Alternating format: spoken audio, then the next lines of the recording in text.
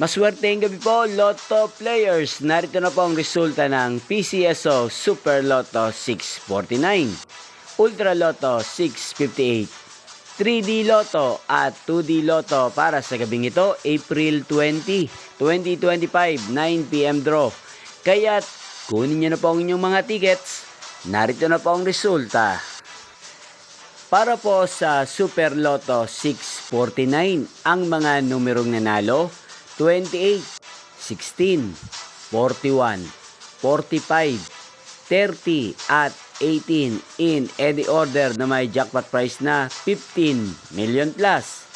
At para naman po sa Ultra Lotto 658, ang mga numerong nanalo: 53, 20, 11, 35, 19 at 37 na may jackpot price na 49 million plus.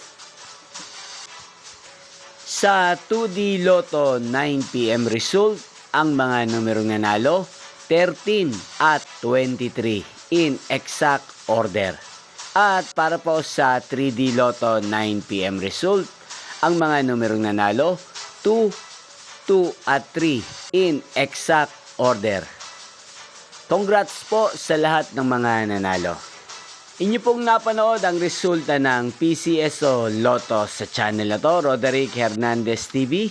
Maraming salamat po sa patuloy niyo pong panonood at pag-suporta sa aking channel. Huwag pong kalimutang mag-subscribe. Thank you for watching. Shoutout po natin si Carlo Aberilla na laging nanonood po sa channel na to. Shoutout po sa inyo, Kuya Carlo Aberilla. Sana'y swertein din ang mga numerong tinatayan nyo sa Lotto. Magkita-kita pong muli tayo bukas ng alas 9 ng gabi. Thank you for watching.